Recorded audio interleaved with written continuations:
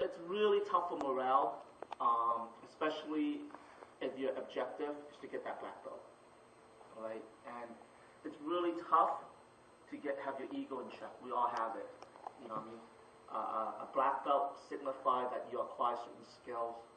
A black belt signifies that you accomplish something, right? I feel there's a danger behind that. If the instructor keeps on pushing the concept of a black belt, then what happens, they can manipulate that and use that to their advantage. And you see it now. It went from black belt being badass to little kids having black belt.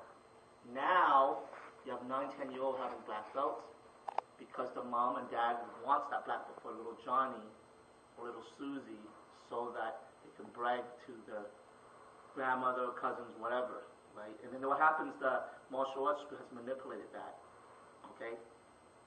There's 3 groups of people who pursue any knowledge or any discipline. You have the dabbler, people who just do it on the weekend, people who do it once in a while and tell their friend they're doing it.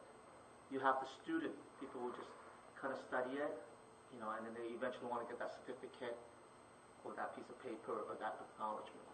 And then you have disciples, people who actually live and breathe it. You get what I'm saying? Okay? Back in the days, black belt, there was no black belt even given. Back in the days, you train with an instructor, and then after a certain amount of time, he'll write a little scroll. There's a little script. It's a certificate, and it's a scroll, and he identified all the stuff that you're training with and how long. Right? And that was it. And he presented to you. Right? That way, if you go to another town, another village, and they ask you who you train with, you can mention that person's name, and if your instructor was famous or well-known, they'll say, okay, fine, show me your scroll. Or they will verify by asking your instructor. You get what I'm saying? And that was it. So in other words, you were a disciple of him, right? And when you do your technique or your move, they can see the influence or the genesis that you came from, okay? And then unfortunately, Jigoro Kano developed the belt concept, which he had to, because it's a modern martial art. He was teaching it to general masses. Back in the days, you have one instructor, like Sensei Lapper, right? Or you can, okay? And then you might have 6 of us all training with him. Some of us might train with him for a month. Some of us train with him for 4 years. And some of us were training for the rest of our life. You guys get what I'm saying? And that was it. He didn't open up a school with 100 students in it. Right? I don't think I've ever, back before Jigoro came along, 100 students in it. Okay? Everyone got that? So, why am I bringing this up? You can get a black belt from a school, and we'll give it to you in 2 years. You can get a black belt from a school, I'll give it to you in 10 years. Or you can go to a school that doesn't give any black belt at all. At the end of the day, it's how much passion you got that you put into your subject matter, or what you're doing, and what you got out of it. It's always nice to be acknowledged. Unfortunately, the martial art community have manipulated that. Now the black belt, on one hand, is a tool. It's a sign of accomplishment. On the other hand, they use it to manipulate the student. And that is why you have 9-year-old black belts. You have people giving up black belts in 2 years. Okay?